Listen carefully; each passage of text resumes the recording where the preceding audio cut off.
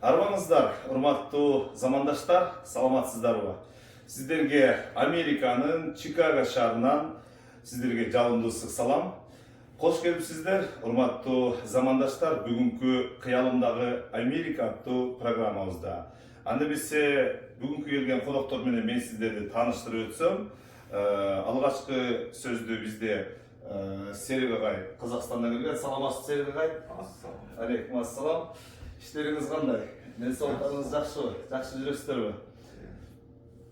Урматтуу достор, экинчи мейман менен биз сиздерди тааныштырып өтсөм, бул бизде өзүбүздүн мекендешибиз Султан мырза. Султан мырза, саламатсызбы? Кош келипсиз. Бүгүнкү сиздерди бүгүн көрүп абдан кубанычтамын. Анткени биз бүгүн ушундай бир дүйнөдөгү эң өнүккөн мамлекеттердин биринде ушундай бир сонун бир ушундай жаздын бир алгачкы күндөрүндө кечинде сиздер менен жолугушуп отурганыма абдан кубанычтамын. Анткени өзүңүздөр билгендей, Америка это страна возможностей дегендей, Америкага көптөгөн мекендештер келип, ушул жерден келип, өздөрүнүн бир жашоосун оңолуп, ушундай бир жакшы мүмкүнчүлүктөргө, ийгиликтерге жетишели деп келип отурабыз. Сиздер менен биз бардыгыбыз, урматтуу мекендештер.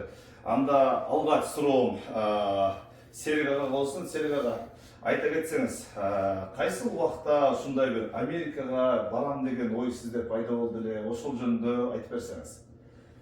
Ассаламу алейкум, құрметті отандастар, бауырлар, қырғыз бауырлар. Бірінші мен осы ораза айында барлық мұсылмандарға айтарым тілегім, оразаларыңыз қабыл болсын. Екінші, осы бүгін кездескен кеші екі ұлттық мейрамы болып тұрды.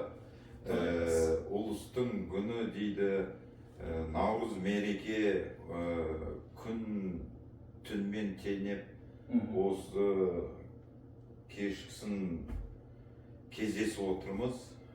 Барлықтарына Наурыз мерекемен құттықтаймын. Ал енді мен осы Америкаға келген кезде ойым болғанда, менің досым қырғыз бірге істескен Ұлықбек деген, сол ниетменен барған кезде ең бірінші үміт сол берді маған. Біз бірге істестік, сол кезде визаға тапсырайық деді. Ол Ұлықбекке салам алейкум деймін. Ол қазір Сакраменто деген қалада тұрады, семьясымен көшіп келді. Учурдан пайдаланып, Ұлықбек мырза, сизге ушул Серик мырзага ушундай бир жардам бергениңиз үчүн сизге да абдан чоң саламдарды айтып, ыраазычылык билдирип отурат. Бул керемет нерсе. Урматтуу замандаштар, өзүңүздөр билгендей, кыргызда жакшы бир сөз бар. Бир жерден суу ичсең, 1000 жолу салам айт деген. Караңыздарчы, кыргыз менен казактын кандай гана керемет ушундай бир сонун макалдары бар, урматтуу замандаштар. Уланта беребиз. Ал енді сол осы екеуміз визаға беріп, жеңгеміз Ұлықбектің мамасы Эже, оғанда салем беріп отырмын.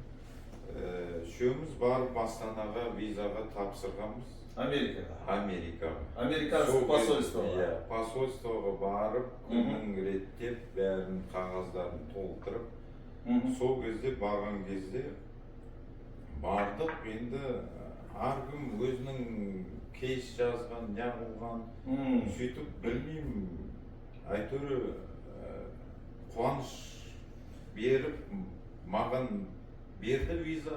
Ұлықбек қалып қалдым визамды, сөйтіп дайындалдым.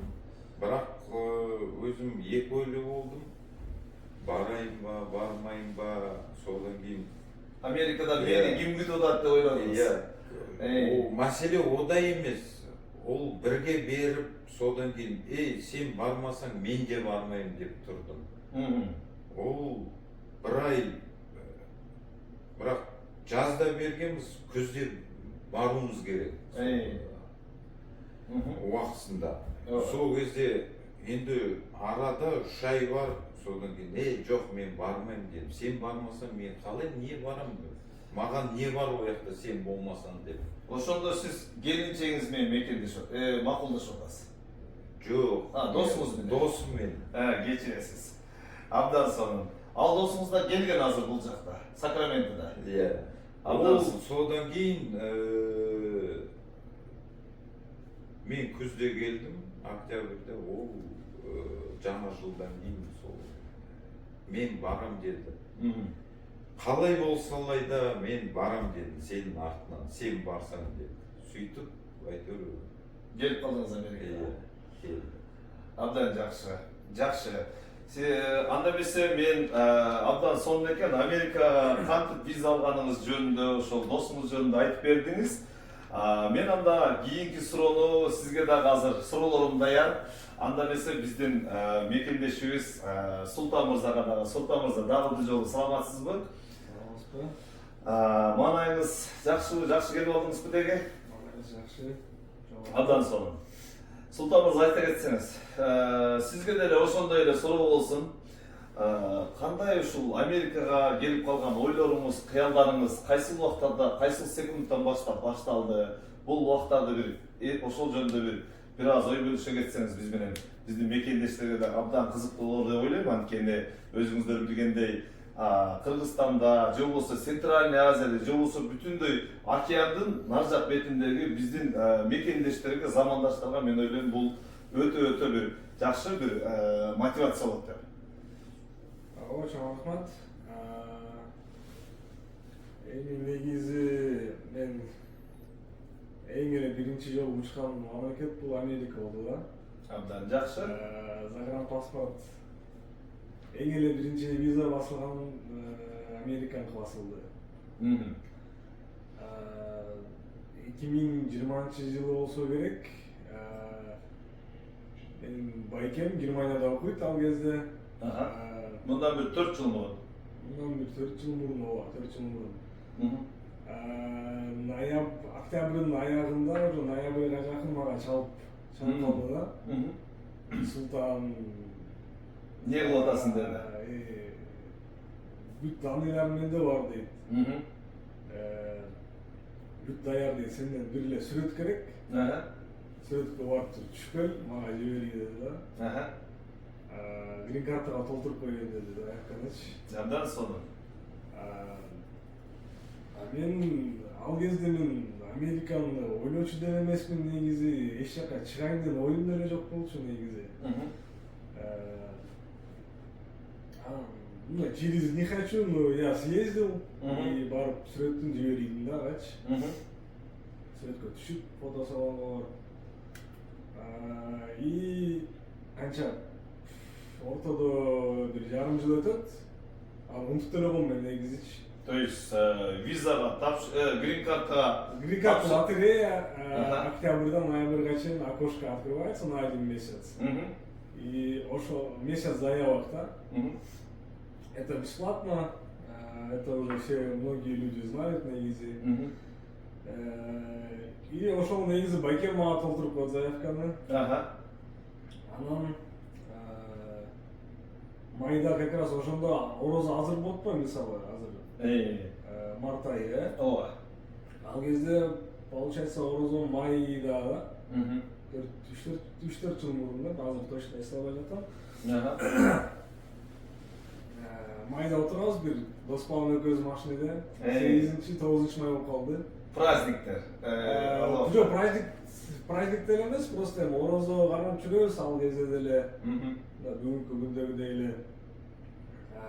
Кечинде экөөбүз отурабыз машинеде, сүйлөшүп коюп, эстеп кеттик да. Туруп элечи. Америкага кетишибиз керек эле го деп, а? Жок, вроде грин картанын результаттары чыгыш керек эле деп. Не болду экен деп. Мен анан айтып атам дос баламга, давай билип карап коелу депчи. Ал туруп жок, мен пока карабайм, орозо бүтсүнчү деп коет. Ал мындай надеждасы бар да, мындай. Уверенность. Көп жылдан бери аябай просто бүтүп жүрөт. Мындай маған мындай как-то не холодно, не жарко алып шыққан негізі. Мен ал жөнінде ұмытып деле алғам. Что маған әкем толтырып берген да былай айтқанда. Анан қарашы менікін дедім. Қарасам эле ошақтан эле чыгып калды, утуп калыптырбыз, были выбраны, да. То есть компьютерден текшердиңер? Жок, телефонду ойлоп отуруп, машинанын ичинде эле телефонду эле текшерип атабыз. И выходит там гербовая печать стоит на левом верхнем уголку. Полет Америки. Да, и вообще такое чувство было. Абдан сонун. Америка. Хоть я сам не ждал, по сути, мындай, как-то было все равно, да, если честно. Никогда вот прям не горел желанием полететь в Америку, да, по сути. То есть не было, что я должен ехать Америка дегенде болбой, что эчпи Кыргызстанда эле как обычно эле жашап жүргөндө, Да. Абдан сонун. Анан? И все, тогда настроение поднялось, все замечательно. Знаешь, в облаках, да? Америка, тосуп ал мени, мен сени көздөп учуп баратам деп, Алатоону бүркүтүп. Бирок ошол грин карта утулганым, это, скажем, еще полдела, да? Анын ичинде кейс номер деген болот, номер твоего дела. В зависимости какой твой номер, ошого жараша чакырыласың, да? Мисалы меники 4000 бирдеме болчу, да? Очередьте. Кыргызстанда вроде 30-40 миңге чейин барат. Эгер уже 30 миңден, мисалы, сиз грин карта утуп калып, сиздин очередь номери дела 35 миң болсо, то у вас шансов почти нету. То есть почти нету, да, почти нету. Если вы еще семейный, то тогда вообще тем более, да. Я был один. И процесс этот занимает, получается, если я выиграл, например, скажем, в 2020 году, я узнал, то есть заявку заполнил в 2020, узнаю в 2021, в мае, и в 2022 я прилетаю в Америку, да? 26 июля 2022 года я прилетел в Америку. Собеседование 6 апрелде болгон. 7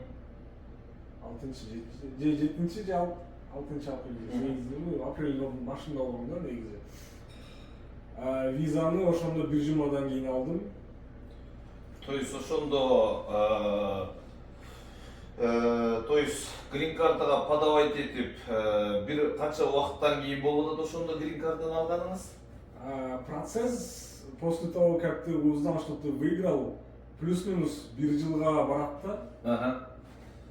Я айтпайм, в зависимости от кейс номера, и дальше анкета толтырасың, анкетаны жибересиң, ошондон да влиять этет. Как чем раньше ты заполнил анкету и отправил, тем скорее всего ты быстрее, да. То есть шансы увеличиваются, да? Да, и шансы увеличиваются, и тебя быстрее позовут на собеседование, да? Абдан сонун. Но тут как еще, каждый год у них разные правила, да? Так что в моем, когда я участвовал, было так. Сейчас я не знаю. То есть на тот момент было, то есть очень ошол убакта абдан оңой болчу да. То есть азыркыга караганда мен ойлойм азыр уже кыйла өзгөрсө керек правилалар туурабы? Возможно, бирке өзгөрүү бар. Анысы мен айта албайм. Бирок мен майда результаттарды билдим. И ДС 260 деген анкетаны толтурасың, аны сентябрда жиберип атам да. То есть шашпай 4 ай өтүп атат. 4 айдан кийин мен жиберип атам да анычы. Негизи элдер бир айда эле биринчи айда ошол майдын аягында эле жиберип салышат же июнда жиберишет, ошол эрте жибергендер болот да. И там 8 миң, 10 миң кейс номерлер менен их уже вызывали на собеседование, а мени еще чакырыша элек да. Мен ойлоп калдым, бир кезде ушундай моментта бул уже декабрь болду, январь болду, и чакырбай жатат да. Бизде группа бар да, телеграмдачы. То есть грин карта уткандардын Грин карта уткандардын группасы бар да. Система адамдардын группасы деп коелу. Америка жана аякта уже мен көрүп атам 8 миң кейс менен, 9 миң кейс менен, 10 миң кейс менен чакырып атышат. И мен төртүнүн кесимен отурам да күтүп коюп жашап. Просто я заполнил анкету DS60 позднее, да? Ага. И это сыграло, да, определенную роль. Урматтуу достор, көрдүңүздөрбү? Эгерде ким сразу толтурган болсо, DS160 формасын туура айттымбы? 260. DS260 формасын. Эгерде кимде ким эртерээк толтурган болсо, значит эртерээк Америкага келгенге мүмкүнчүлүк бар. Андан кийин уланта бересиз. Ошондо визаны мен апрелде алдым. Апрелдин ортолорунда алдым. Эми 2-3 ай ортодо Кыргызстанда өз жумуштарыбыз болот да. Ооба. 2-3 айдан билет алдым да келдим Америкага. Биякта мен туугандарым бар. Коза алышты. Ошолордун эле Чикагодо как раз анда Чикагонун центрине аптабында жашачу элек. Былтыр болуп калды, былтыр.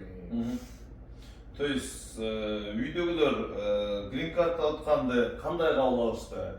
То есть грин карта уттуңуз, ой молодец, мен сени билгем, сен ушундай ак жолтой улумсуң деп ата энеңиздер абдан мен ойлойм сүйүнүчтүү болушту го деп ойлойм.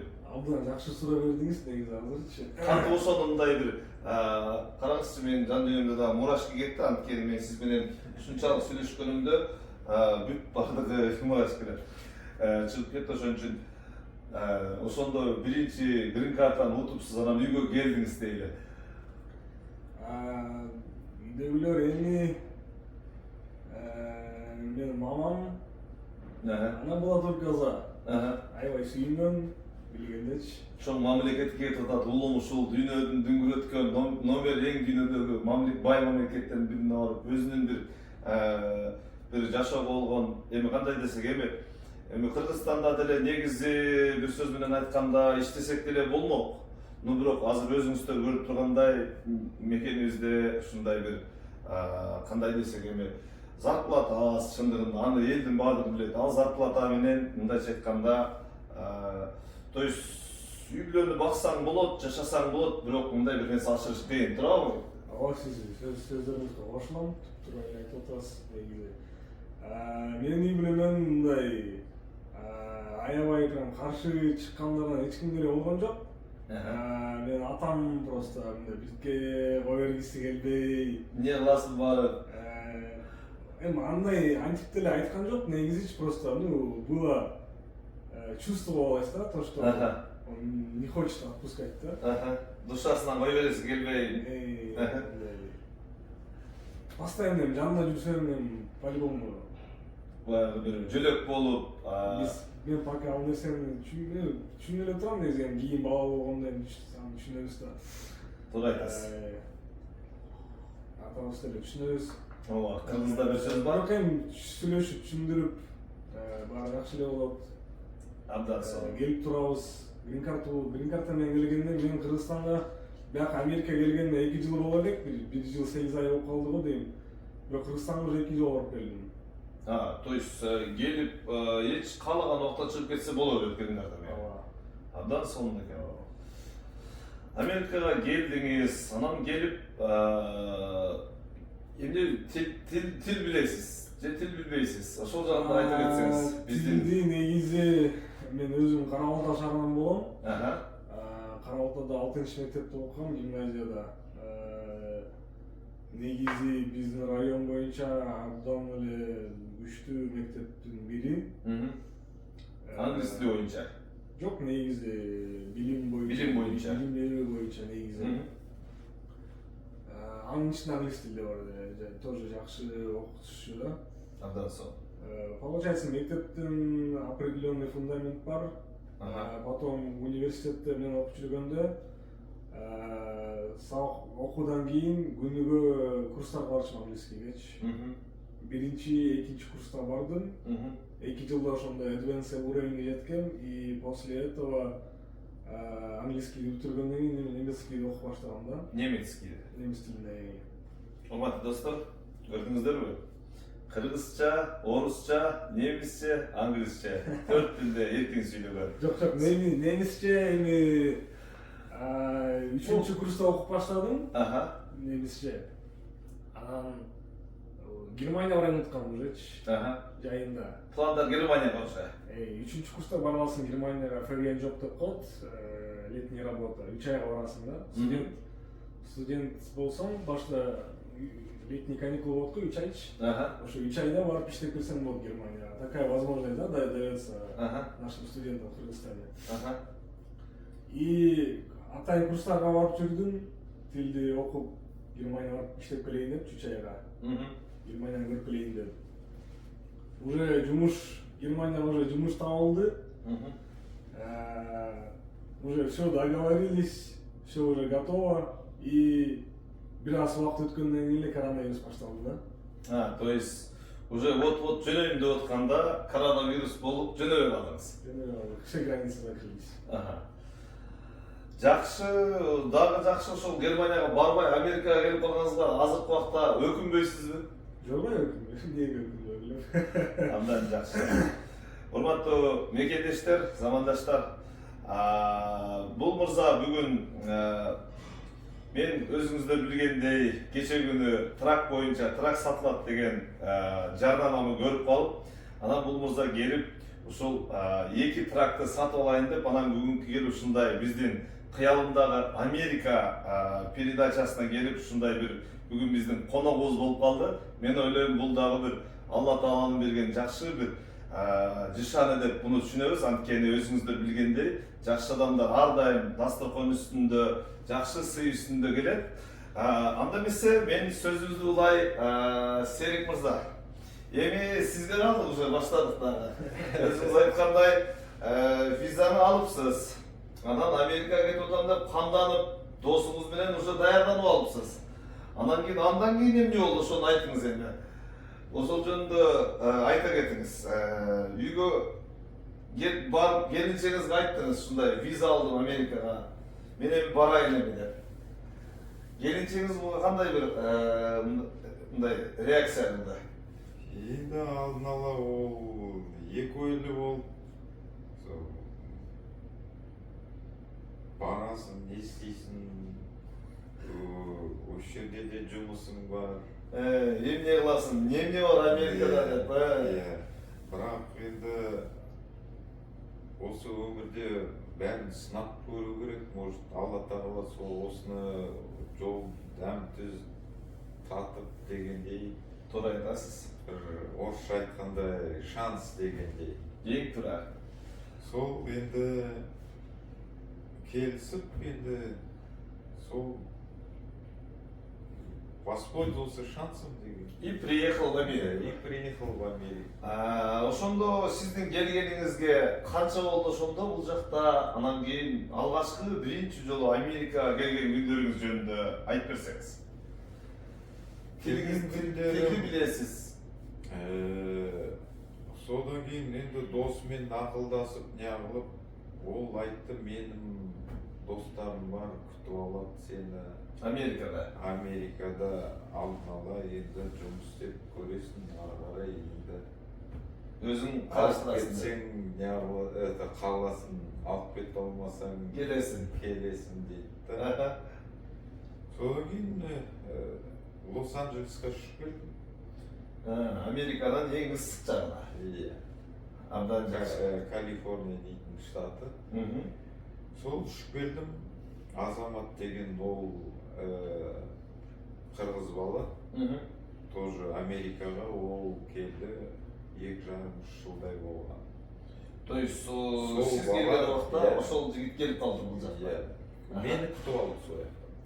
Абдан керемет. Күтіп алды, не қылды, ой саспа, мен ол кезде қай жаққа келдім, не келдім. Өзіңіз сөйле таңғалып отырсыз, биік зданиялар. Тіл онша білмейсің. То есть, как бы, не было такой подготовки вообще. Орысша айтмақшы, куда я попал? Да. Ну, вроде бы. Приехали, и он проживал в Сан-Франциско. В этом городе, как бы, я пожил у него 2 месяца. То есть это вашего сиздин досуңуздун тааныштарына, досуна. Иә. Аха. Сөйтіп, у него в компании поработал, он занимается мувингом. Мгм. То есть, урматтуу достор, айта кетчү нерсе, мувинг деген сөз бул орусча айтканда грузоперевозки, кыргызчасын айтканда бул үйдөгү эмеректерди бир жерден бир жерге көчүү деген сөз. Ошондуктан муну сиздерге биз чечмелеп айтып кетели деп чечтик. Улантыңыз. 2 месяца поработал, пожил у него, и получился момент такой, что как бы, ну, это как бы предел, надо дальше двигаться. То есть не стоять в одном Да, месте, не да. работать, еще дальше как бы То есть, покорять мир. да, то есть как сказать, это та лестница, то есть это ступеньки, ты проходишь определенные периоды. Мгм. То есть попадая в Америку, это здесь это через этот путь все проходят. Туура айтасыз. Поэтому, то есть первую ступеньку переступил, Мгм. и вступив на вторую ступеньку и изыскивал как бы Свои. новые, да, возможности, пытался, что я мог делать, и рассматривая все объявления, Ага. получив драйвер лайсенс, это то есть водительские права. То есть сиз кайсыл жерден ошондо окудуңуз? Американский СДЛ деп коет бул. Не сидел, Обычный драйвер лайсенс. Жөнөкөй айдоочулук күбөлүк. Да, то есть это Ага. сидел, это лицензия на Большие траки. не небольшие траки, а разрешение для вождения коммерческим транспортом. Мгм. Это не разрешение, сидел это commercial driver license. Commercial driver license, туура айтасыздар. И поэтому, получив Мгм. стандартные права, Мгм. то есть драйвер лайсенс, и начал как бы изыскивать Возможности. возможности, то есть, конечно, Где больше зарабатывает. То есть тут, как говорится, также вступил как Мгм. бы в, ну, в чаты, Ага. то есть и советовался, расспрашивал, то есть здесь что нужно знать? Это нужно, как говорится, как-то была такая пословица, то есть кто Мгм. владеет информацией, тот владеет всем миром. И воспользуясь этим, то есть я начал делать свои возможности Мгм. в том плане узнавать, чем можно было бы заняться. То есть, Мгм. Кстати, а в Телеграме есть группа казахи в Чикаго? этого я не знаю. Ну, состоите в группе кыргызы в Чикаго? Нет, А, нет? нет, не состою. Я как бы, я вообще сам, мой штат проживания это Мгм. Флорида, Майами, и там в группе Мгм. состою. Вы любите жить, где теплые края, да? Не, ну тут этот штат получился как бы, это уже следующая ступень моего как Жизни. бы, то есть моего нахождения в Америке. Мгм. То есть так получилось, что Сан-Франциско я нашел по объявлению компанию, Мгм. где требовались водители такого пикап-тракинга, то есть перевозка автомобилей внутри штата. Мгм. Адамсона. Да, и как бы меня пригласили в ту компанию, и она находилась во Флориде, в Майами. И мне получилось так, чтобы я уже с Калифорнии перелетел, поехал устраиваться Майами. в Майами. Но на тот момент как бы я вообще не знал, то есть это Лос-Анджелес прилет, потом ночь переезда в Сан-Франциско, то есть Ага. утром оказался в Сан-Франциско, и 2 месяца это внутри города Сан-Франциско это. Ага. И дальше что там? У меня ни знакомых, никого не было. Я просто как бы поехал, Не зная, не зная ни людей, кто меня приглашает. ни особо языка. Ну, язык такой уже как бы на начальном стадии, как бы Ага. то, что мне говорят, я понимаю, но произносить было Сложно. Сложно, да. Абсолютно сиз туура айтасыз. Анткени мен өзүм дагы биринчи жолу Чикагого келгенде бул жака келип анан бул жерде бир 2 ай 3 ай жашап анан Майамиге барып право алабыз деп калдык. Право алабыз деп калып менин пока данныйларым то есть сотто жок болгондугуна байланыштуу анан мен ал жактан право ала албай калдым. Андан кийин мен да өзүмдүн историямды айтып кетип берейин. По ходу дела уже раз биз башталып калдык. Сиз айткандай Майамиде мен бир ушундай бир вышкада иштеп калдым. Вышкада. Как раз ал дагы казакстандык жигит, азыр атын унутуп атам, бирок кийин эстегенде айтып берем. Ну, занимался вышкой, вот это вот, То вышкой, есть это сотовые связи. сотовый связи, туура айтасыз, телефондук байланыштар боюнча жумуш кылчу экен, ошондой 120 метр, 130 метр бийиктикке чыгып алып, урматтуу достор, ошондой бир бийиктикте иштейт экенсиң.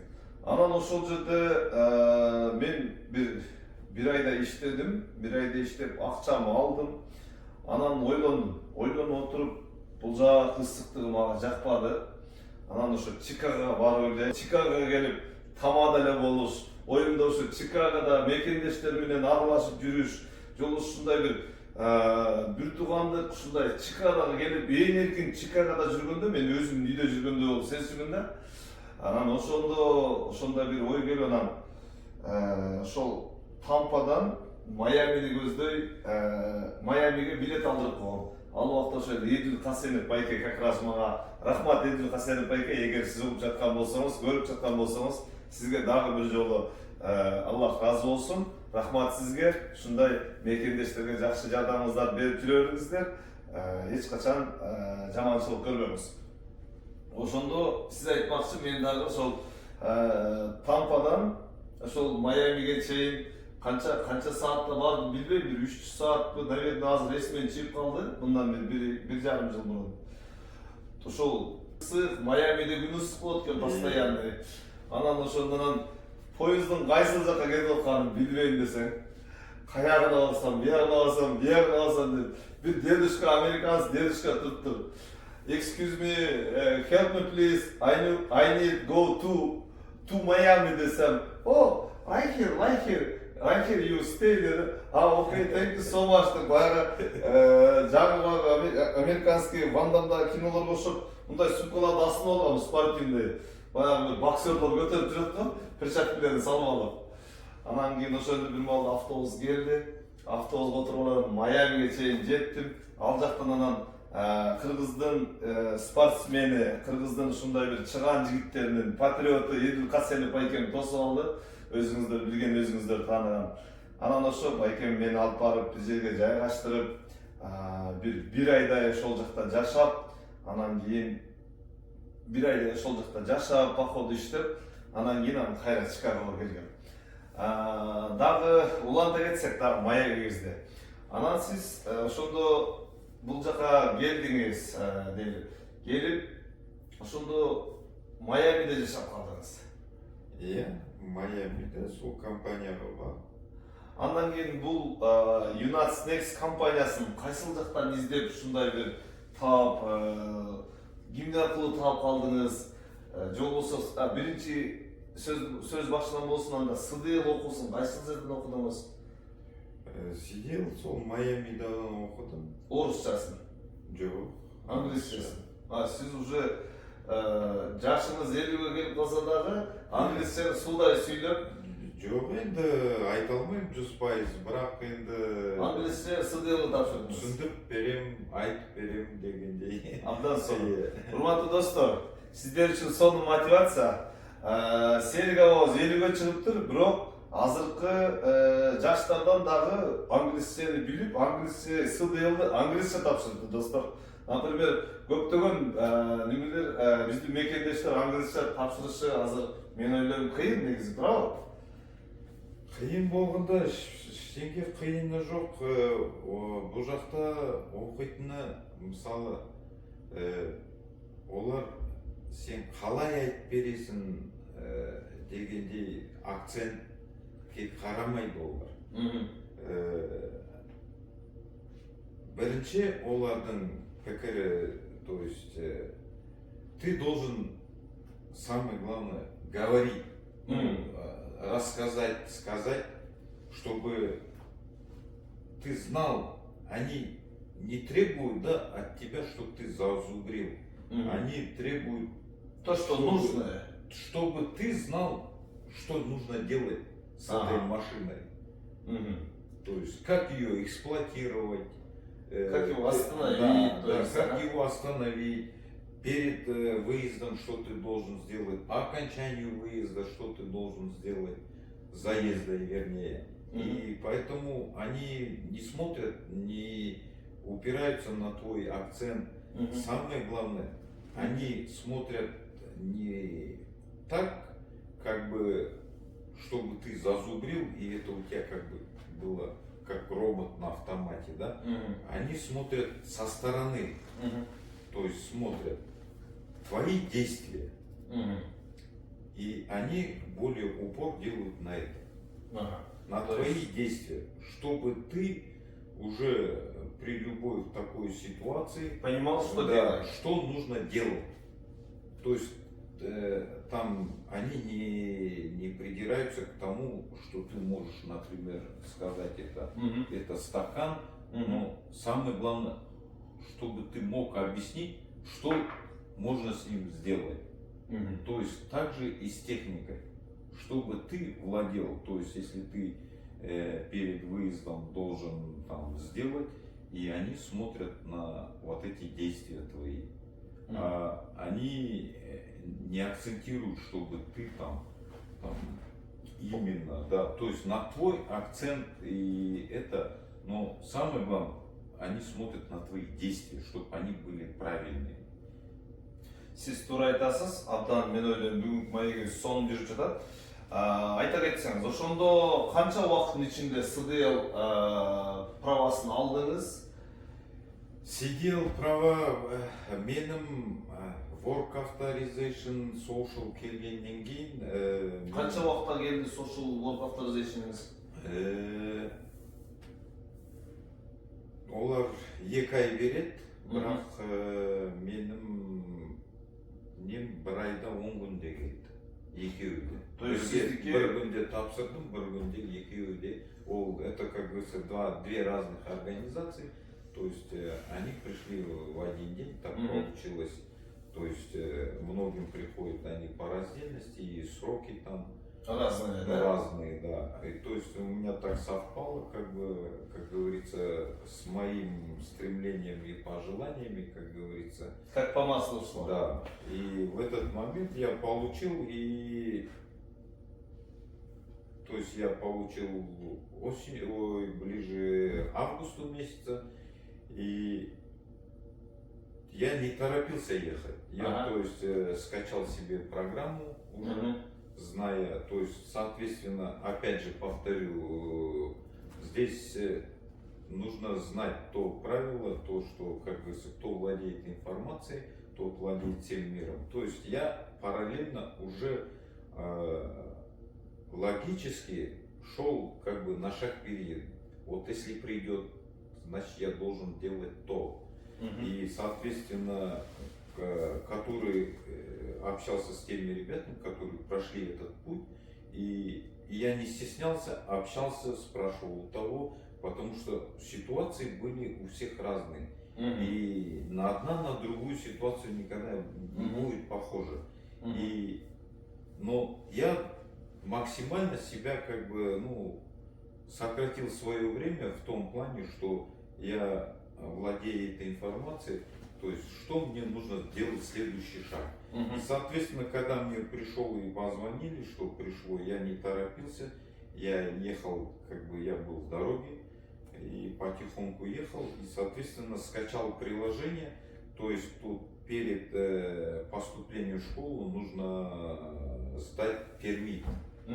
То есть, скачав приложение, я начал учить пермит. Это Вопросы, которые при сдаче пермита экзамена. экзамена, да. То есть DMV, ты там назначаешь себе как бы appointment, то есть дату, когда ты можешь прийти и на компьютере пройти эти тесты. И, соответственно, я готовился к этим тестам. И я в течение там 2 месяцев это все выучил. И я уже приехал, когда получать свой work и social, я уже был готов к следующему шагу. Өте керемет. Сіз нашақ береді екенсіз негізі. Мен азыр сізді ушундай түшүнүп, абдан сонун түшүнүп отурам, анткени когда человек живет по плану, дейт, тот человек будет впереди дегендей, сіз абдан ушундай бир туура убакыт үнөмдөп, бардыгын даярданып жүрүп, ЦДЛды да тез убакытта тапшырыпсыз. Ну, тут досидело еще как бы нужно было пойти в школу, но сдавая пермит, с первого раза я не сдал, конечно. То есть там в 3 этапа дается. То есть это General, и потом Air Brake, и базовый. То есть я General с первого раза не сдал. Потом уже, ну, конечно, были переживания. Пошел, повторил, через 2 дня пошел опять.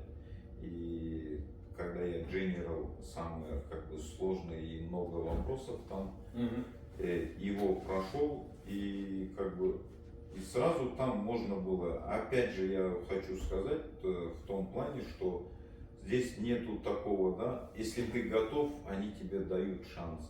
И в этот же день я пошел еще вот эти, то есть я General сдал, и дополнительно еще вот эти 2 теста я как бы уже за раз прошел. То есть очень удачно получилось у вас подача экзамен на СДЛ права. Нет, на пермит. На пермит, то есть. Да. Ага. Отлично. Абдан сонун. Урматтуу достор, Казакстандын өзүбүздүн мекендешибиз, боордошубуз ушул права жөнүндө айтып берип атат. То есть бул права деген өзүңүздөр билгендей, кадимкиде коммерческий машиналарды миниш үчүн Америкада айдоочулук күбөлүгүн алыш керек. Ошол права жөнүндө азыр айтып берип атат. Сиздерге эскертип өтөйүн. Праваны пермитти сиз сдавать эттиңиз. Анан кийин кантип СДЛга тапшырдыңыз, СДЛдын экзаменин? Этот как бы момент получился, и опять же я скажу в том плане, что я как бы шагал так, что с расчетом и с минимальным как бы потерей времени и денег.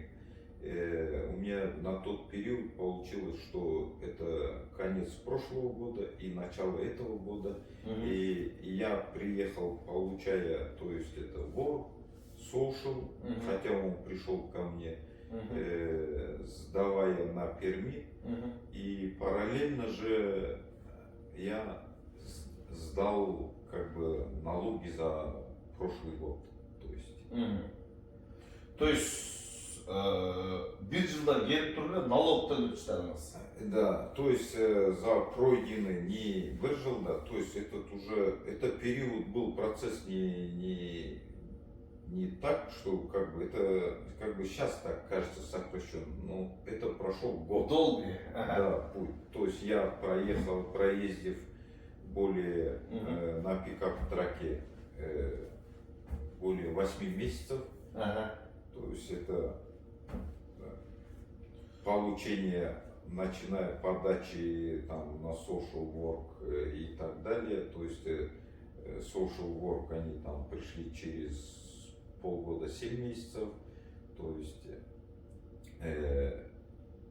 я 2 месяца на мувинге, 8 месяцев на пикап-траке, то есть и параллельно все подавая это. И в совокупе это прошел, то есть если я осенью в конце октября приехал, то есть это год и 2 месяца прошло, то есть до января месяца.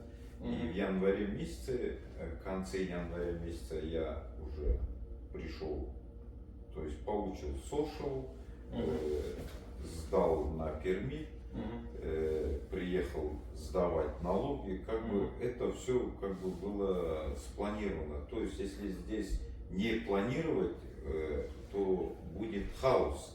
И поэтому максимально, потому что это ездить, это все расходы, и стараешься все это скомпоновать.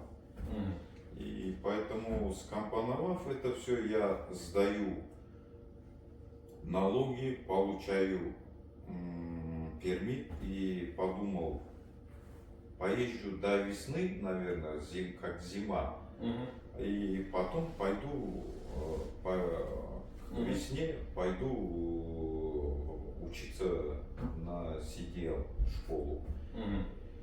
И тут так получилось то, что ну поеду я месяц. И так как бы екуэле болдым, да, что двух мнений: поехать поработать и потом идти в школу, или никуда не ехать и сразу. И то есть я стоял на распутье. Либо работать, либо учиться на CDL. То есть, если я сейчас сразу пойду, это мне будет тяжело. То есть, и денег-то нет. Ну, как бы налоги заплатив, за это все заплатив, то есть получение social, это все расходы. И поэтому, как бы это все шло, но и затрат больше. Я понял. И поэтому я уже стоял, рискнуть, не рискнуть. То есть, чтобы на полдороги потом остаться, так-то за автошколу было оплатить, но это проживание, это питание, это карманные расходы, это аренда автотранспорта, чтобы ездить ежедневно в школу и обратно, так как здесь все передвигаются на автомобиле, то есть автобусом не поездишь. И поэтому до последнего раздумья, посоветовавшись, опять же, думаю, как бы была не была, рискну. Поеду учиться на CDL. Пойду учиться на CDL. И опять же выбор стоял, то есть поехать в Филадельфию, поехать в Юту, то есть где русскоязычные школы, остаться здесь в Майами, либо пойти в школу в Орландо. То есть вариантов сколько людей, столько мнений. И начал с минимального, как бы, ну, нахожусь, пойду я посмотрю, что это такое, что за школа там, как бы, и пошел там, школа была, как бы, ну, русскоязычные были, но в основном там уклон был испаноязычная школа, сидел в Майами. Пошел туда, ну так присмотрелся, один день пошел, второй день присмотрелся, ну вроде бы как бы можно по силам, ничего такого, я смотрю там как бы сложного ничего нету, да, там. То есть это мой совет, как бы там выбирать там русскоязычные, это. Урматтуу достор, биз маегибизди улантабыз. Серик мырза, айта кетсеңиз, ошентип сиз бул United Snacks компаниясын ким аркылуу таап калдыңыз, кимдерден угуп калып ушул компанияга келип калдыңыз, ошол жөнүндө дагы айтып өтсөңүз. То есть в продолжение я хотел бы сказать, да, что рейтинг компании упал, и соответственно 4 дня простояв, это каждый день это расходы, на трак расходы, и как сказать, это и продукты, то есть один день, если не работаешь, это минус. плюс он не будет. То есть, Да, и соответственно, стояв на тракстопе и познакомился опять же Бахыт, Бахыт из Кыргызстана. да, то есть он работал в этой компании United Snacks, Ага. и он как бы, ну, с ним он тоже стоял, Ага. и пообщавшись, я говорю, ну, как бы он в нашей компании рейтинг упал, и, соответственно, я уже рассматриваю варианты Мгм. поменять компанию. Ага. И, соответственно, он предложив, и эти условия мне понравились, Ага.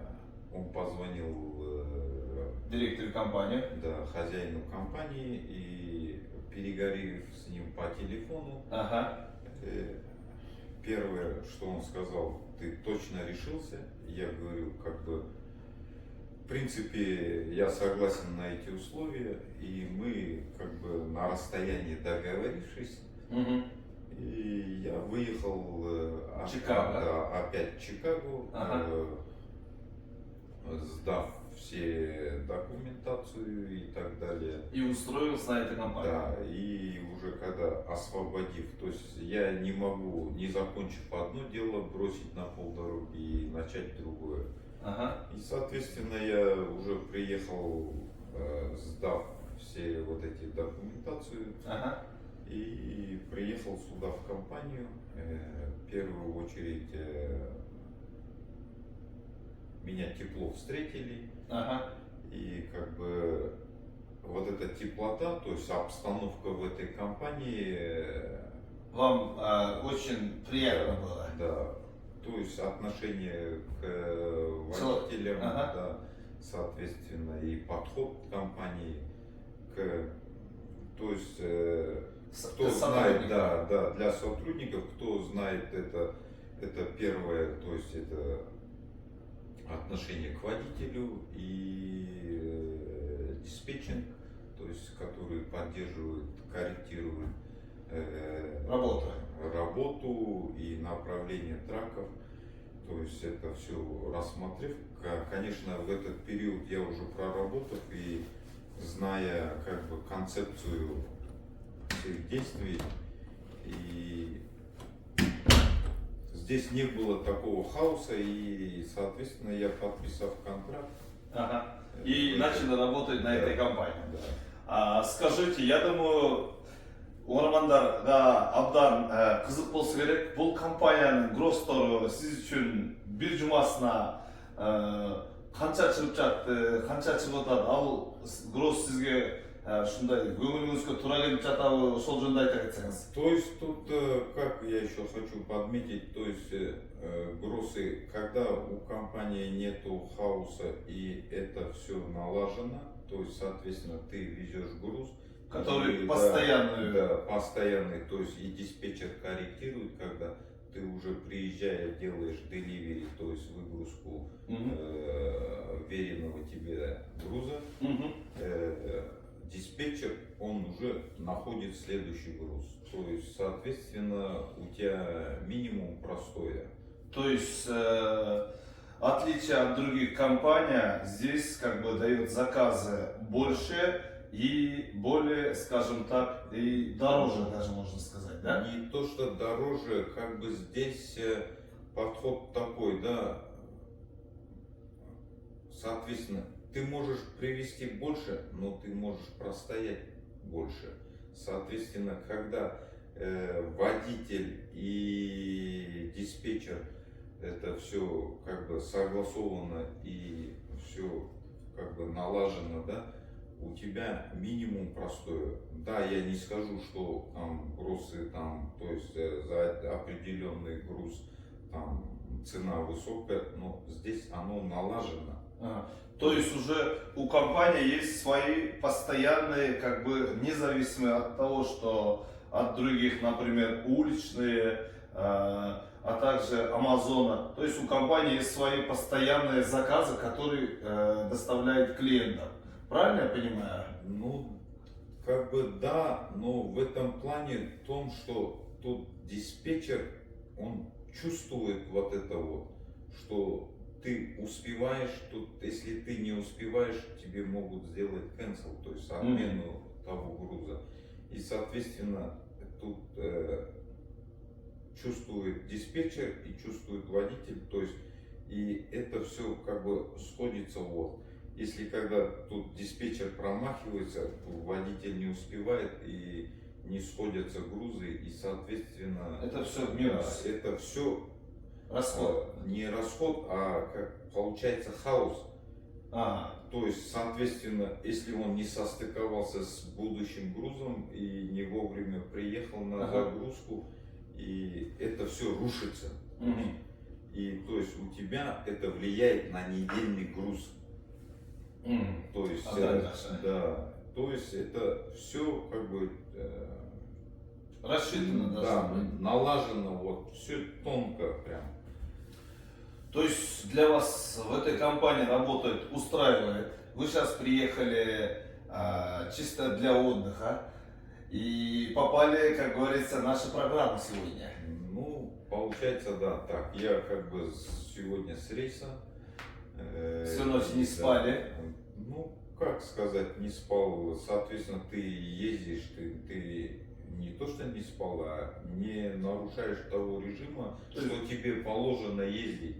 И, соответственно, я приехал, и приехал-то чуть, как сказать, раньше. То есть я переночевав и уже утром был на компании, и, соответственно, сдав груз. Отлично. И теперь вы здесь.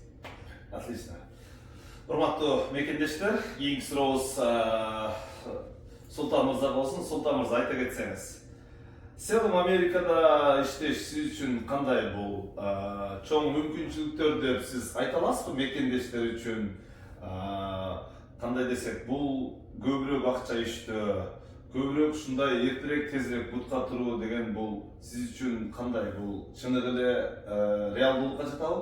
Реалдуулукка жатат. То есть мүмкүнчүлүк бар. Тракбой компанияда иштеп, бутка туруп, каалаган максатка кийинки пландарды коюуга мүмкүнчүлүк бул сиз үчүн, мен ойлойм, толук мүмкүн дейсиз. Толук мүмкүн, бирок Иштеш керек ага дагы. бирок все равно иштешиң керек, все равно өзүңөрдө иште дейт. Кыргызда жакшы сөз бар, ким иштеген болсо дейт, иштейт дейт, а иштебеген адам дейт, өзүңүздөр билгендей, ал иштебейт. Ошон үчүн, урматтуу достор, бул компания жөнүндө сиз кайсыл жактан угуп калып, бүгүн ушул компаниядан трак алайын деп чечтиңиз? Султан мырза, айта кетсеңиз ошол жөнүндө бир эки ооз. Бул компания жөнүндө сиз эле аркылуу билдик окшойт. Рекламадан эле көрүп, трактор сатылып деп. Ошо бүгүн сиз менен чалышып, жолугуп, тракторду барып көрүп келдик. Жакшы тракторлор бар экен. Рахмат. Ошо азыркы учурда сүйлөшүүлөр болуп атат. Чечим кылабыз эми аны. Кудай кааласа, ушул компанияда иштейм деген ойдосуз. Урматтуу достор, мен ойлойм бүгүнкү ушундай бир биздин кыялымдагы Америка аттуу, Америкада кимдер келип трак алуу жөнүндө, трактор жөнүндө, мен ойлойм азыр трак алуу жөнүндө сөз кылбасак дагы, кантип студия алуу жөнүндө, кантип Америкага келип калган мекендештерибиз жөнүндө мен ойлойм бир аз да болсо сиздерге жакшы маалымат болду. Биздин убактыбыздагы өзүңүздөр билгендей убакыт учкан куш демекчи, бир көз ирмемдин арасында өтүп кеткендей, өзүңүздөр билгендей. Анда эмесе мен акыркы сөздү ушул жерде ушул United Snakes компаниясынын трак драйвери болуп жумуш кылган Серик мырза бир эки ооз сөз ушундай мекендештерибизге бир жакшы мотивацияңыз болсо айта кетсеңиз, анан биз бүгүн ошо менен программабызды жыйынтыктасак, кандай дейсиздер? Ал енді құрметті көрермендер, енді осы компанияның мен енді өте ризамын, өте как бы орысша айтқандай нашел единомышленников и как бы руководство компании понимает, и водители тоже. То есть руководитель компании чувствует водителя, то есть когда ему нужно отдохнуть, когда ему нужно поехать, и когда это все налажено, то есть нету такого, да, хаоса, ой, ты ждешь, когда груз, и что, это все отрицательные моменты, поэтому когда это все налажено, как работает, как часы, и то есть и без никаких вопросов. Да, то есть тут вопросов нету, ты только как бы у каждого своя функция, то есть исполняет, и требования к этому есть. То есть, когда нету без никаких, которые лишний раз, каждый, кто своим работой занимается, значит, дело идет, как говорится, к гору. Да. Отлично. Пожелания расскажите людям, нашим, скажем так, землякам. То есть вы можете передать привет Казахстану, можете всем, можете пожелания скажите, пожалуйста. Ну, пожелание, что с праздником всех, Наурыз мейрамы құтты болсын. Арқашанда, ар семьяда тек қана осы жаңа жыл бақыт әкелсін. И алғашқы енді барлықтарына зор денсаулық. Сол. Рахмат. Анда эмесе эрки микрофонубузду Султан мырзага берсек, андан кийин биздин сиздерге болгон компаниядан билеттери бар, ошолорду тапшырып, анан ошо менен бүгүнкү маегибизди жыйынтыктасак. Не дейбиз. Сизге дагы чоң рахмат, ушинтип чакырып, бизге да бизге көңүл буруп дегендей. Рахмат. United Snacks компаниясына жалган алган ийгиликтерди каалайбыз. Рахмат. Дагы да ушинтип иштей бергиле. Алдыга ишиңерди жүргүзө бергиле. Рахмат. Ошол денсаулык силерге. Рахмат. Күч кубат. Биздин кыргыз элибизге чоң салам. Келип иштеңиздер. Урматтуу достор, рахмат сизге жакшы сөздөрүңүз үчүн. Жакшы адам дейт, жакшы сөздөр айтат дейт. Анткени жакшы адамдын ичинде дейт абдан сонун ушундай бир жакшы сөздөрү бар. Жакшы оозунда сөзү бар, жүрөгүндө жалыны бар. Эң негизгиси тарбиялык мааниси бар дейт. Ошондон сизге да ыраазычылык билдирейин. Анда эмесе урматтуу меймандар, дагы бир жолу куш келипсиздер. Ушул компаниянын атынан моундай болгон көзүм күйүп тургандай Казан ресторан деген Казан ресторанынын атынан ушундай бир фирменный футболкаларды сиздерге тапшырып коюуга уруксат этесиздер. Бул биздин фирменный футболкалар, буну ушундай жакшы кийип коесуздар. Андан дагы өзүңүздөр көрүп тургандай ушундай бир мөмө жемиштүү ушундай бир компаниянын өзүнүн бир продукцияларынан дагы сиздерге бирден тапшырайлы. Сиздер үчүн рахмат. Бүгүнкү күнү ушундай келип, алтындай убактыңыздарды бөлүп, ушундай кыялымдагы Америка программасына келип, ушундай жакшы сөздөрдү айтып, жакшы ойлоруңуздар менен бөлүшүп, андайым ушул биздин замандын жакшы адамдары болуп жүрө бериңиздер. Сиздердин дагы ишиңиздерге ийгилик, үй бүлөңүздөргө бакыт, эч качан жаманчылык көрбөңүздөр. Урматтуу айдоочулар, United Snacks компаниясындагы студиябызда маегибизди аяктап жатып, сиздерге дагы ден соолук каалайбыз. Кармаган розаңыздар кабыл болсун. Бүгүнкү ушундай бүгүн эми Ноорuz майрамыбыз куттуу болсун, элибизде тынчтык болсун. Бар болуңуздар, жакшы күндөрдө көрүшөлү, жакшы күндөрдө аманчылыктарда сыйлашып жүрө берели. Бар болуңуздар, урматтуу туугандар. Рахмат.